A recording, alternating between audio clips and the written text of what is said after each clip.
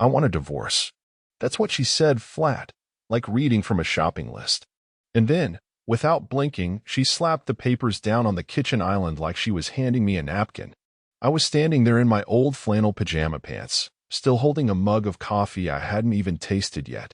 I'd just come in from the garage, hands still smelling like motor oil from changing the brakes on her car. A normal Saturday. A good one, I thought.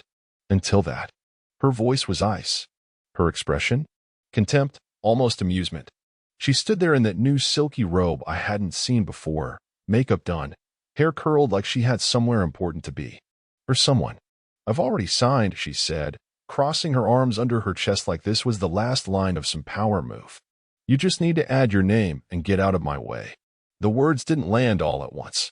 They bled in slow, like a wound I didn't realize I had. Divorce? After 11 years? After everything? After working 70-hour weeks just to get us that damn cabin she wanted by the lake? After letting her try her dream business for 4 years while I carried every bill like a mule? I looked at her. Really looked. There was no warmth. No hesitation. No sadness. Just this. Spark in her eyes like she was proud of herself. What happened? I asked, my voice hoarse, heart hammering like a war drum. What did I do that was so unforgivable? She laughed. Actually laughed. And I swear on my father's grave, it was the most nauseating sound I've ever heard. Oh, Bill, she said, shaking her head like I was a dog who had peed on the carpet. You didn't do anything. That's the problem. You're just boring. Predictable.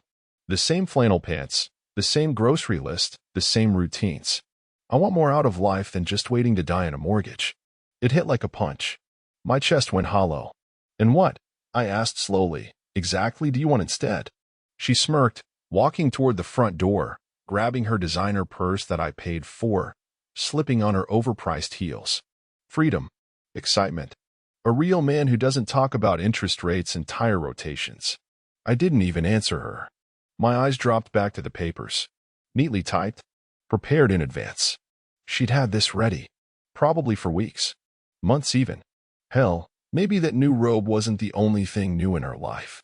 I felt this eerie calm settle in. I sat down, reached for my pen without saying a word. Her smile faltered for a half second, like she expected me to beg, scream, cry. Instead, I signed. Slowly. With a kind of precision that scared even me. She tilted her head. You're really going to make this easy? I looked up. Why not? Her phone buzzed. She picked it up quickly, like she was waiting for something. Or someone. Her smile returned, wider now, smug. You'll see, Bill. One day, you'll realize you were just a chapter. Not the story. She walked out without another word, high heels clicking against the floor I had installed myself. The door slammed shut like a coffin lid. I sat there for a few more seconds. Maybe a minute. Just listening to the silence that came after a life gets blown apart. Then I stood up, walked to the safe in the study, and pulled out the prenup she forgot even existed. She signed it back when we had nothing, when I had dreams, and she had stars in her eyes. I paid a lawyer quietly to update it 3 years ago, right after I started clocking in those double shifts, and she started finding herself at yoga retreats that cost more than my car. She didn't know. Of course, she didn't. And the best part? Every dollar she thought she was entitled to? Frozen. Every card with my name on it? Declined. She had signed her freedom papers, but I held the receipt. She wanted a real man? She just met him. And he wasn't interested in playing dumb anymore. 3 hours later, I got the first text. One line. No punctuation. Why is my card not working? I didn't respond. By then, I was already sitting in the garage, door wide open, letting the late afternoon light spill over my old pickup as I drank from a bottle of bourbon I'd been saving for my 50th. She left that morning like she was the one ascending, like I was the dead weight she'd finally dropped. Now, her world was starting to tremble, and I hadn't even touched the detonator yet. Another text came in, angrier this time. I just tried to pay for brunch, and it got declined in front of everyone. WTF is going on? Still no response. I just scrolled through the folders on my old laptop, pulled up the PDF the lawyer sent me 2 years ago. Postmarital Asset Reallocation Framework, it said at the top, but I knew it by its real name, the Get Out of My Life clause.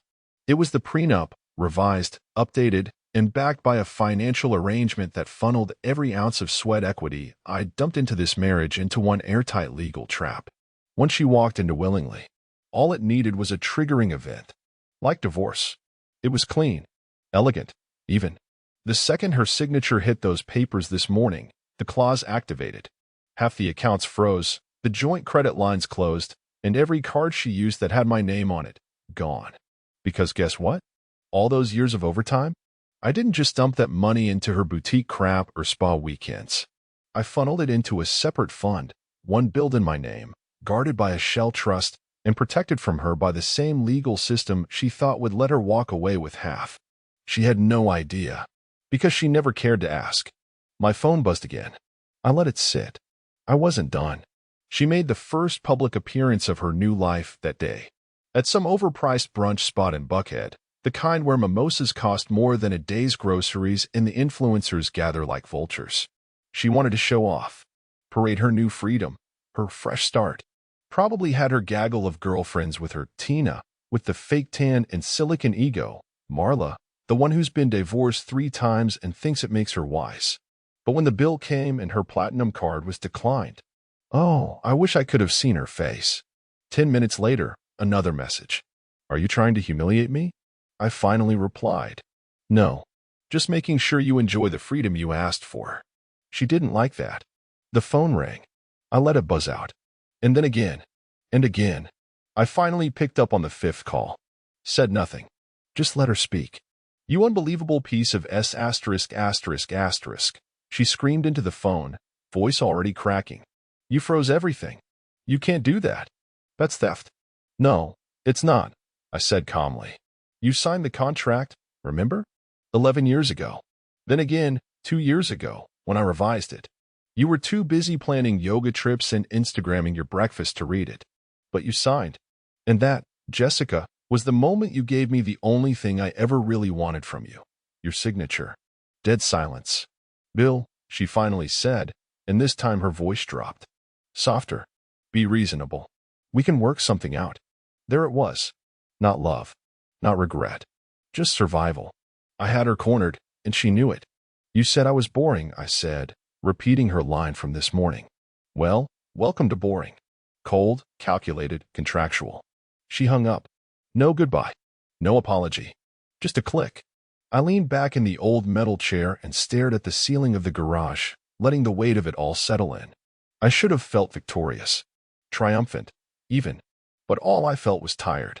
Because you don't give over a decade of your life to someone without expecting a little humanity in return. And she had none left. She didn't want a partner.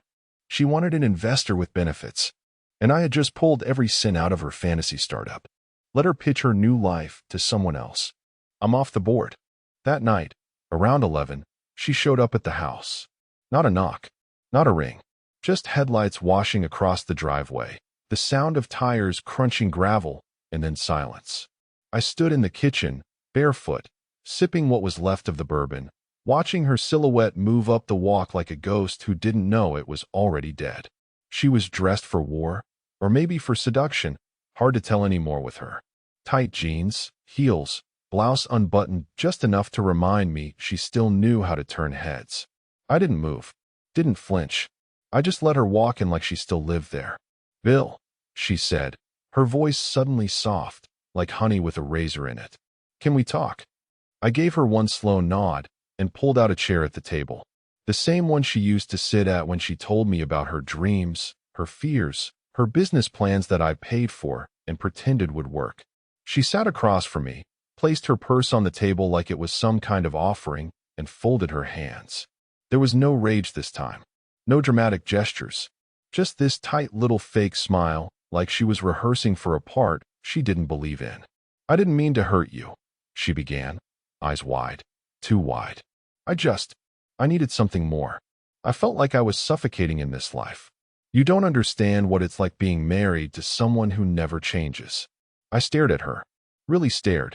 Every line in her face felt unfamiliar, like I was seeing a stranger wearing my wife's skin. Jessica, I said calmly, what do you want? She blinked, clearly not expecting me to cut straight to it. I want to work this out, she said. We don't have to go through with this. I was emotional. I made a mistake. Which part? I asked. Calling me boring? Or slapping divorce papers down like you were canceling a gym membership? Her jaw clenched, and the first crack showed in that perfect little mask she wore. You know I didn't mean it like that. I know exactly how you meant it. She leaned forward, lowering her voice. Look, you made your point. Okay, you froze everything. You embarrassed me. I get it. But this doesn't have to be ugly. It's not ugly, I said, leaning back. It's business.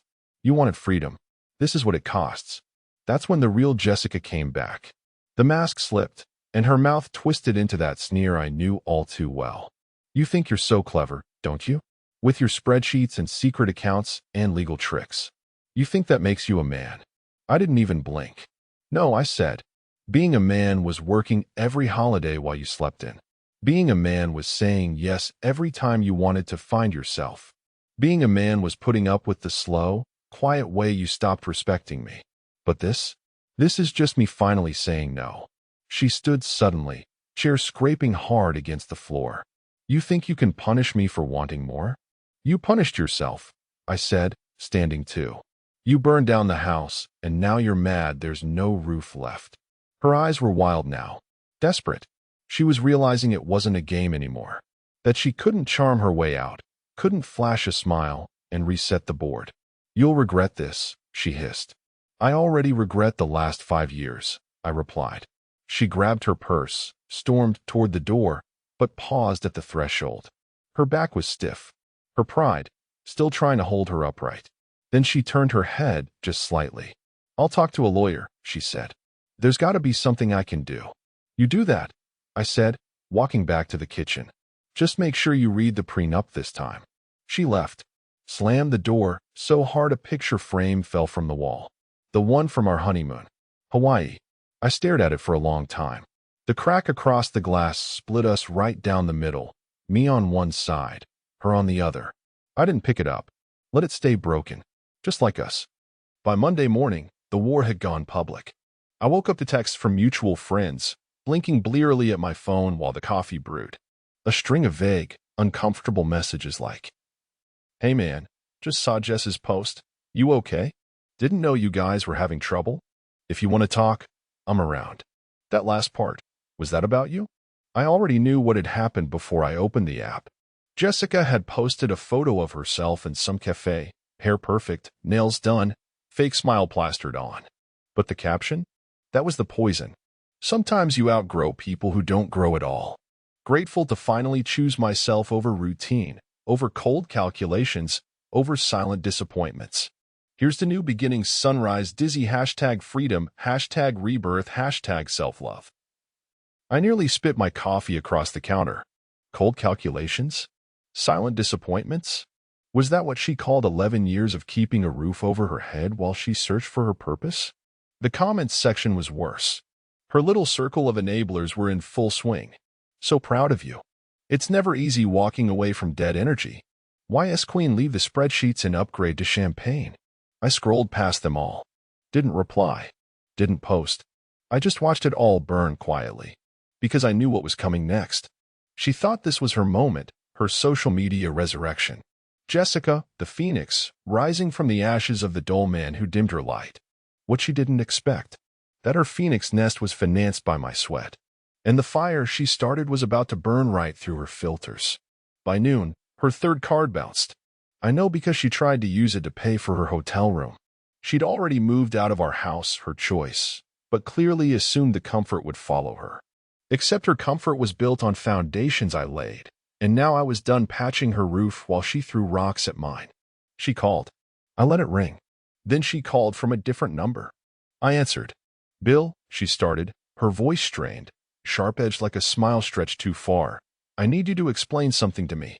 Why is my Amex not going through anywhere? I didn't say anything at first. Just let the silence stretch until it became uncomfortable. You know why, I finally said. No, she snapped. No, I don't. You can't just cut me off like this. We were married for over a decade. And you ended it, I replied. With a smirk, over coffee. You made your bed, Jess. Her breath hitched. She hated being told she didn't have control. Then she changed tactics. Okay. Look. Maybe we got carried away. Maybe I was angry. I didn't mean half the things I said. I was scared. Confused. We can talk, right? Just help me get through the next few weeks. Talk? I asked. Sure. Let's talk about the yoga retreat you took last year where you didn't answer your phone for 3 days. Or how your boutique took in 50 grand but only sold 3 handbags. Or maybe we can talk about the friend who texts you after midnight and signs off with hearts. Silence. I could hear her breathing, shallow and quick. She hadn't expected me to have a list. You went through my messages? I didn't need to. You left your laptop open. Still no answer. Then finally, in a small voice that wasn't anything serious, I almost laughed. Don't worry, I said. I'm not mad. Actually, I'm grateful. It reminded me to double-check the trust structure before I filed the final paperwork. She lost it. You're punishing me for wanting more than your boring routine, she shouted. You're trying to ruin my life just because I didn't want to be your obedient little housewife anymore. I stayed calm. You ruined your own life the second you decided to burn the bridge before you crossed it. You didn't walk away, Jess. You left without checking what was below. And it's a long fall. She hung up again. That night, she posted a black square with a cryptic caption. It's always the quiet ones who turn out to be monsters. I didn't like it, but I didn't comment. Because the monster she created was still quiet. Still watching. Still holding the match. She lasted 4 more days. For days of bouncing between friends' couches and overpriced boutique hotels, flashing dead cards and fake smiles. For days of pretending she was still in control. Of posting filtered selfies with captions like healing, not hiding, and a queen doesn't beg. I watched from a distance, saying nothing, just sipping my coffee in the mornings and letting the fire crawl up the walls of her fantasy. On the 5th day, she showed up again. This time, not in heels. She was wearing sneakers, leggings, a hoodie I hadn't seen in years. No makeup, hair tied back. Her face looked older, like the last week had aged her in places makeup couldn't reach. She didn't knock. She sat down on the front steps like she didn't know what else to do. Just sat there, curled up like a teenager who missed curfew. From the living room window, I could see her shoulders trembling. And for the first time, I hesitated. Not because I wanted her back. Not because I forgave anything. But because for just 1 second, I remembered the girl I fell in love with. The girl who used to surprise me at work with lunch, who once cried when I got laid off, who used to fall asleep with her head on my chest and whisper that she felt safe with me. That girl was gone. And yet, there was still this ghost of her, sitting on my steps. I opened the door slowly. She didn't look up. Bill, she whispered, voice cracked. Can we talk? I said nothing, just stepped aside and let her in. We sat at the kitchen table again. No wine this time. No smirks. Just silence. She stared at her hands like they weren't hers. I messed up, she finally said, her voice barely audible. I thought I could just walk away, build something new. I didn't think you'd actually. Actually what? I asked. She swallowed hard. Actually let me. There it was. The truth. She thought I'd chase her, fight for her, fall apart without her. She thought I was safe, even in betrayal. A soft place to land. The boring guy who'd never let her hit the floor, even as she spat in my face. But I didn't chase. I didn't beg. And now she was looking up from the bottom of the cliff she jumped off.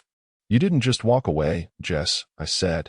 You burned every bridge and then mocked the ashes. I was angry, she whispered. Lost.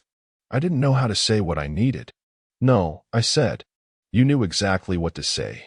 You said it with every lie, every swipe of a card I paid for, every night you disappeared without a text back.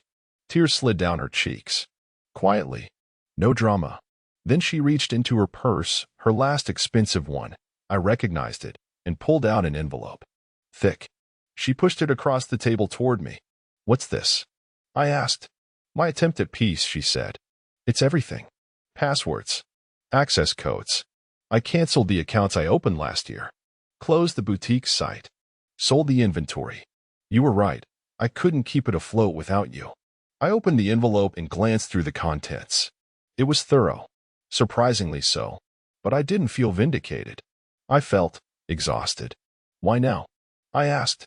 Because, she said, looking up with swollen eyes, this was never about freedom. It was about attention. And when I didn't get it from you, I looked for it everywhere else. But all those places? They were empty. People love you until you run out of money or stories. Then they disappear. I nodded slowly, because I already knew. I'm not here to beg, she continued. I'm not even asking for anything. I just needed to say I see it now. What I did, and what I lost. I waited. She stood up, wiping her face. I'll go. She turned to the door. Jessica, I said. She stopped. Don't come back. She froze. Her shoulders rose just slightly, as if she'd been holding out hope for one last miracle. But none came. She nodded, without turning around, and walked out the door. This time, she didn't slam it. I didn't expect what came next. Not from her. Not from anyone. The morning after she left, for the last time, I thought, I got a call from a number I didn't recognize. Atlanta area code. I was tempted to let it ring out, but something told me to answer. Bill Carter, a woman's voice asked, calm, corporate. Yeah, this is Cassandra Holt. I'm a financial investigator with Dervin and Marks, a firm hired recently to perform an audit on Jessica Carter's boutique, Raya and Fawn. Mind if I ask you a few questions? I blinked, sat down on the edge of the couch, suddenly alert. Go ahead, I said cautiously.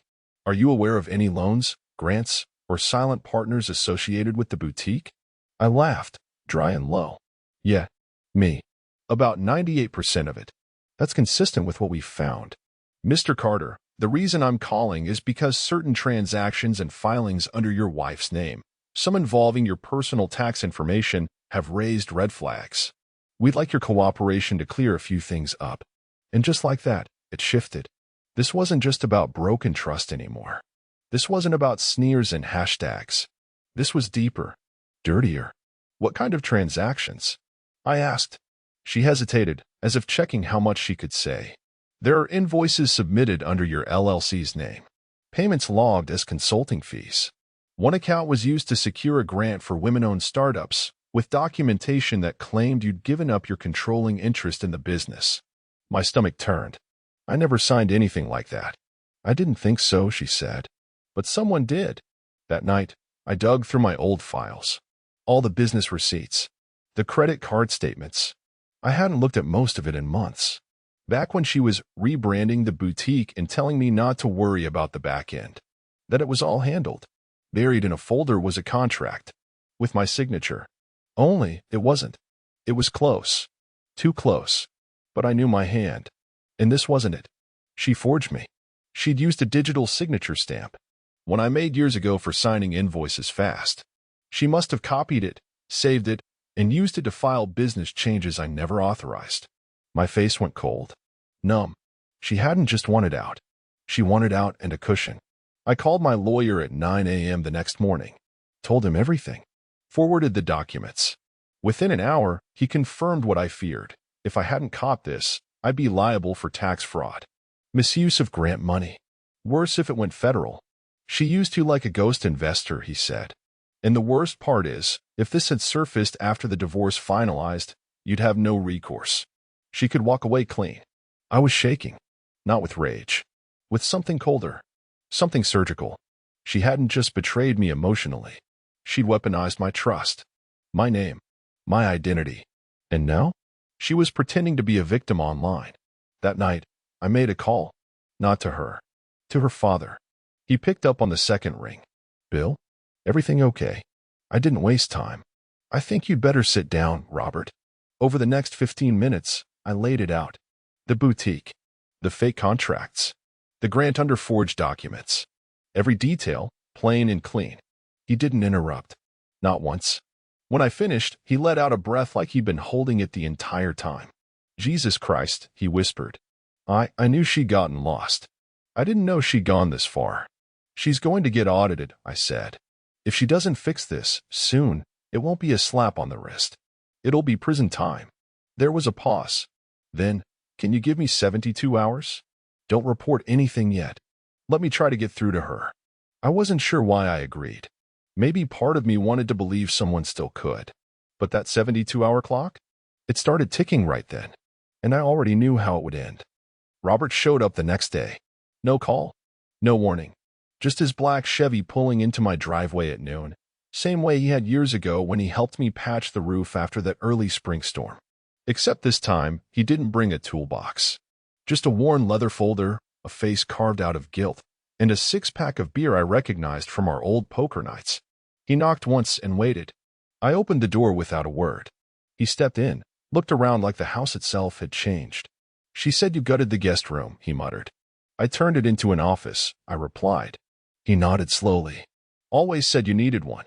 We sat at the kitchen table, same seats Jess and I had used in our last conversations. It felt smaller now, tighter, like the air had shrunk around us. Robert placed the folder on the table and slid it toward me. "What is it?" I asked, not touching it. "Everything," he said. "Bank statements, business records, personal journals, even." I tore through her stuff while she was out last night. I opened the folder and started scanning. It was worse than I expected. Multiple accounts, some under different names. A second phone bill. Invoices to vendors I'd never heard of, paid with a credit line tied, barely, to my old consulting company. She layered it all just enough to avoid suspicion, but not enough to stay invisible if someone was looking. And here I was, looking.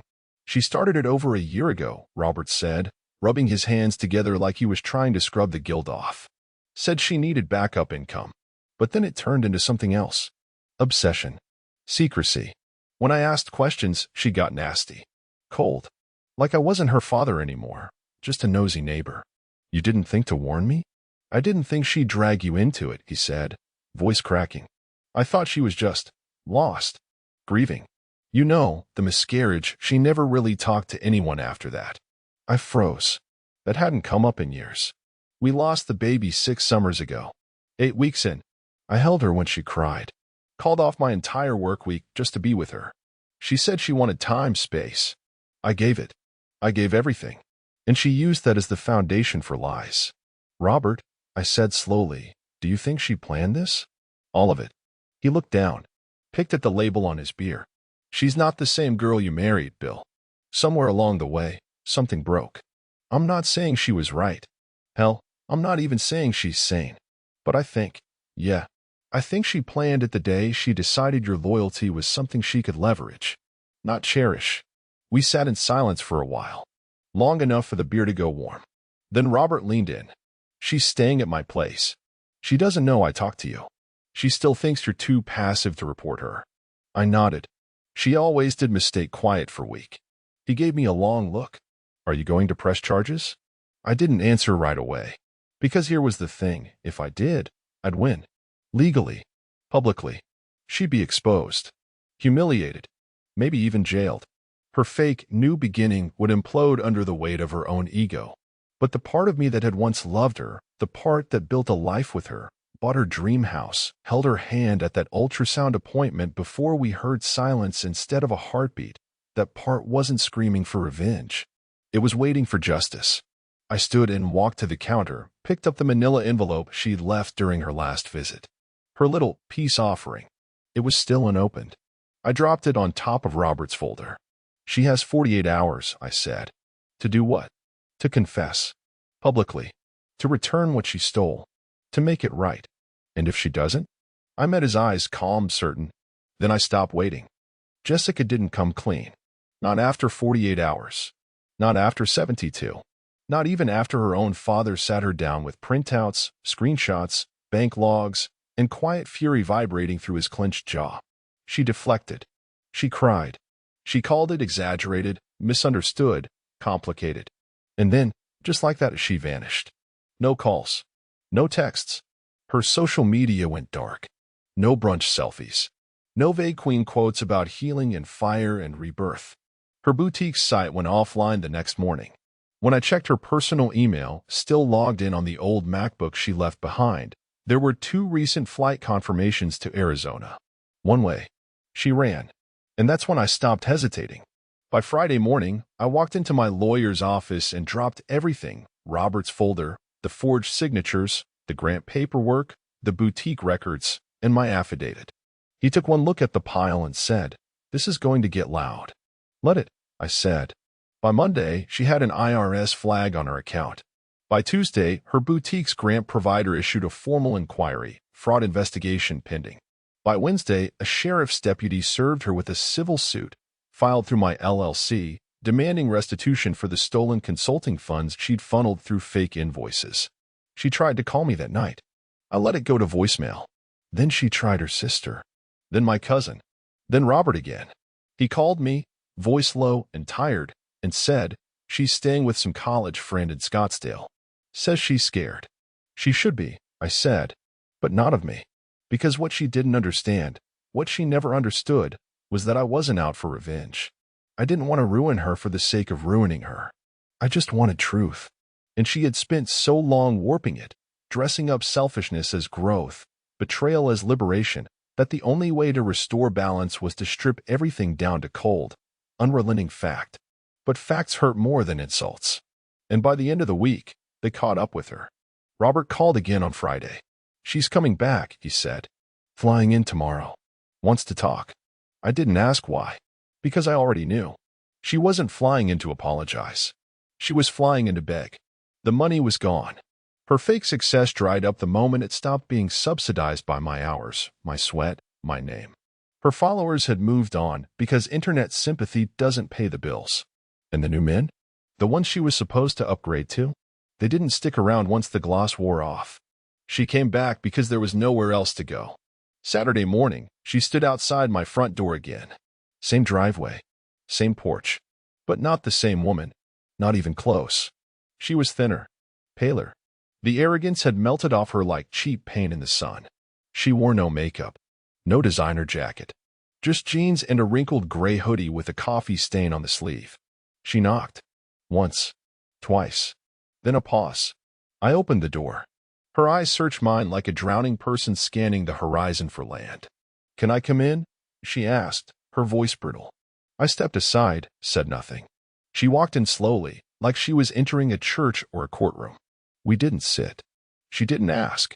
She turned to face me in the middle of the living room and held her arms close to her chest. I made a mistake, she whispered. No, I said quietly. You made a decision. Tears welled up. I was scared, Bill. I felt invisible. I didn't know who I was anymore. And your solution, I said, was to become a fraud. Literally. I didn't mean to hurt you. But you did. She broke, then fully broke. Collapsed to the floor, sobbing like her bones had given out. And for a moment, a single flicker, I felt that ache again. That tiny part of me that remembered her laugh, her warmth, the way she used to rest her chin on my shoulder while I cooked. But then I remembered the phone calls, the forged papers, the sneer when she said I was boring, the betrayal, not just of love, but of trust, identity, livelihood. I let her cry. I let her empty herself into the floorboards of a house she no longer had a key to. And then I said the only thing that needed saying. I'm not your home anymore, Jess. She looked up, eyes red, nose running, lips parted. And I turned and walked out the front door. Left her inside. Alone. I didn't go far. Just the porch.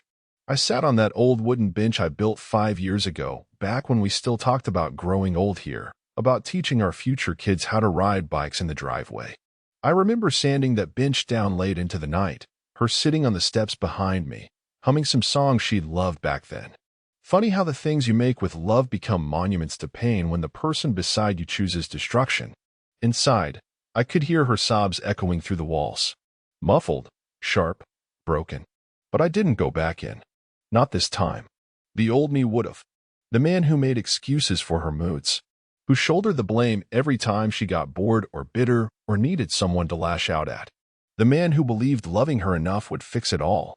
That man was buried somewhere under this porch.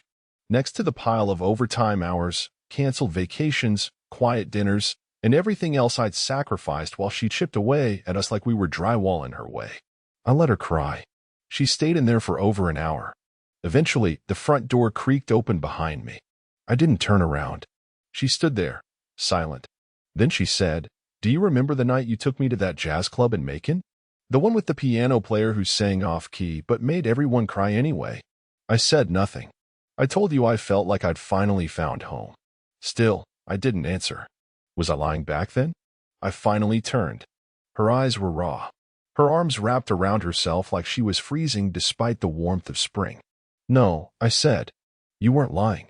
She took a cautious step forward. Then where did we go wrong? I studied her for a long moment.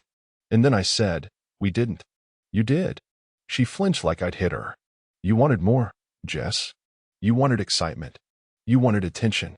You didn't want a partner. You wanted a spotlight. And when I wouldn't give it to you the way strangers on your feed would, you replaced me with filters and hashtags. And when that wasn't enough, you used my name to build a fantasy. Tears welled again. But I was past that. You looked at everything I built and called it boring, I said.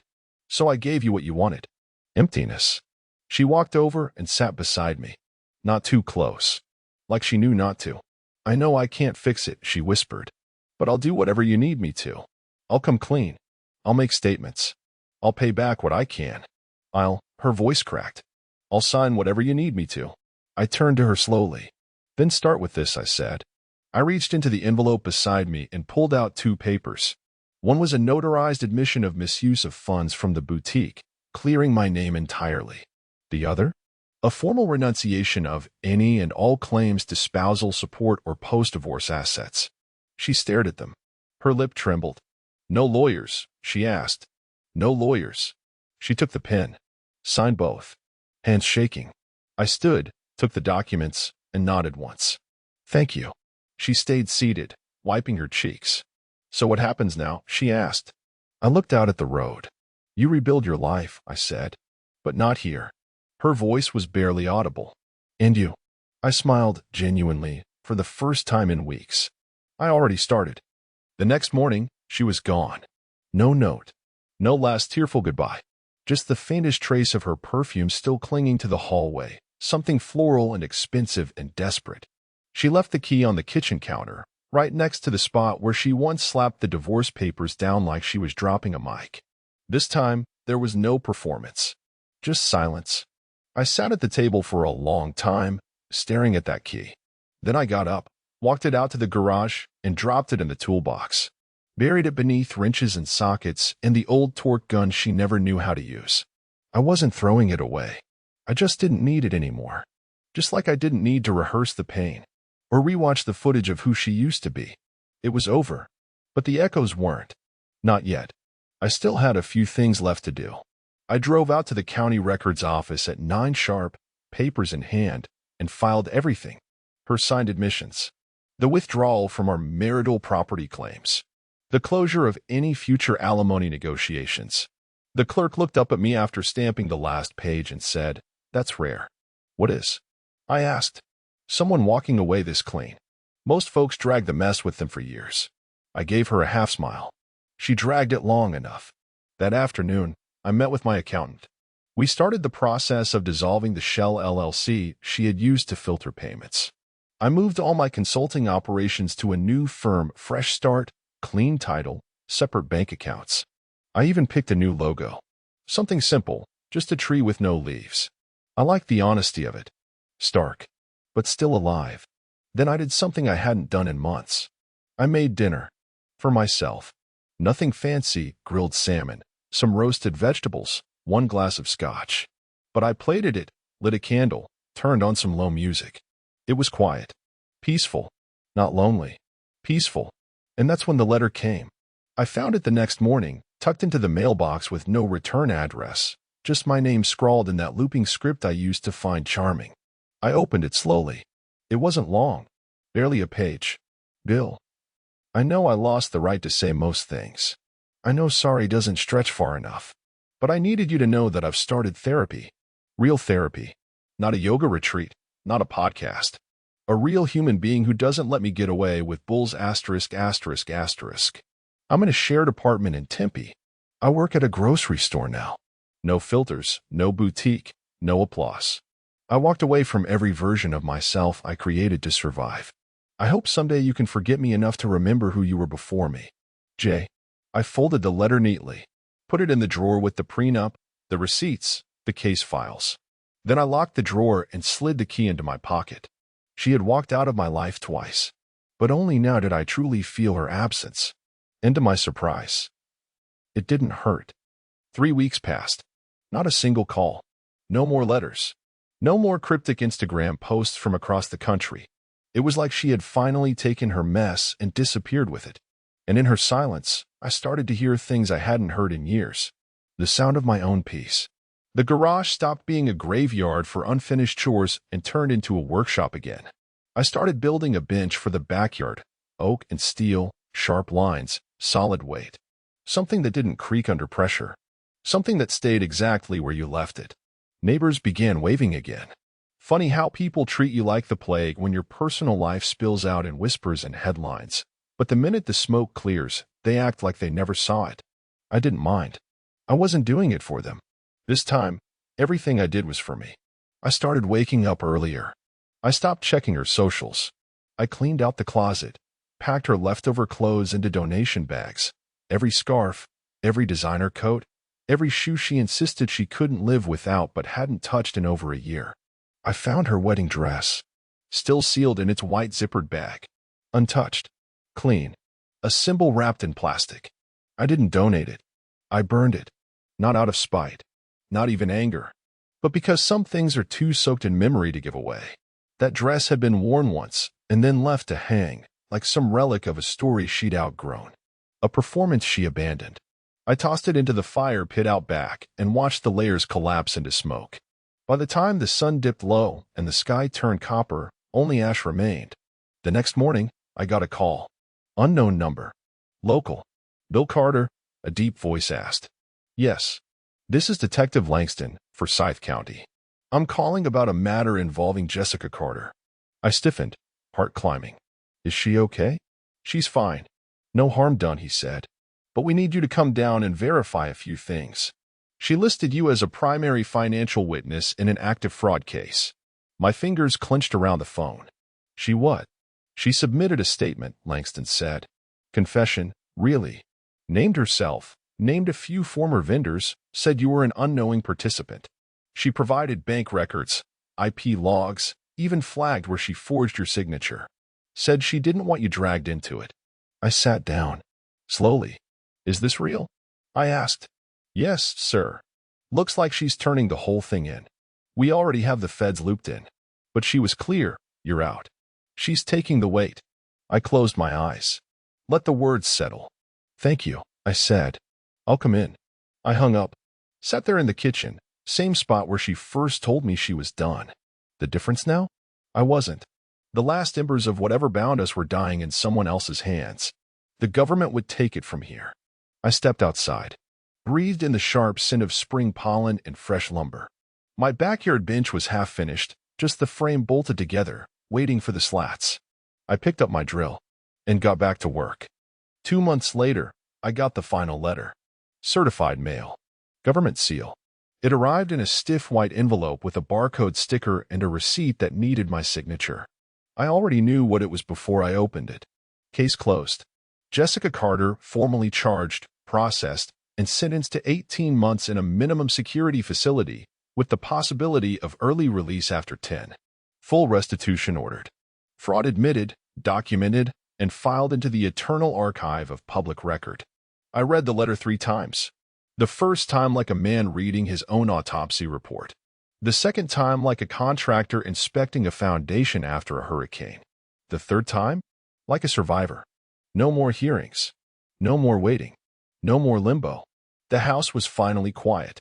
And this time, it wasn't the suffocating silence of betrayal, it was the kind of silence you fight to earn. The kind that comes after every lie has been scraped off the walls and every crack has been patched with something stronger than hope. It was closure. Unapologetic. Undeniable. She did this. And she paid for it. The next morning, I walked out to the backyard and sat on the bench I'd finished the week before. Solid oak, deep grain, sealed with oil and heat. It didn't creak when I sat. It didn't lean. It bore weight. Just like me.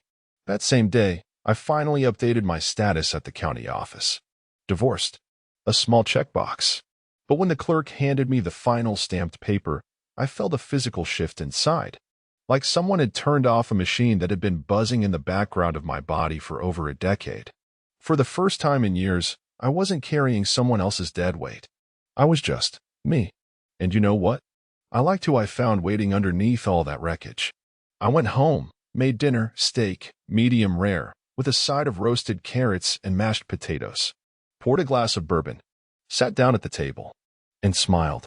Not because I won, but because I'd finally stopped losing. She was right about one thing. I was boring. I didn't gamble. I didn't chase. I didn't fake smiles for strangers online. I just built things. Quietly. Steadily. Things that lasted. And while she was out there building illusions, I was building a life. Now that she was gone, there was room for someone who valued boring. Someone who understood that love isn't loud. It doesn't come in hashtags or lightning bolts. Sometimes, love is a man in an old flannel shirt, hands calloused, eyes clear, who's been to hell and back and still knows how to build something with his own two hands. If I could go back to the day she slapped those divorce papers down and called me boring, I wouldn't flinch. I'd just smile, sign again, and say, "Works for me."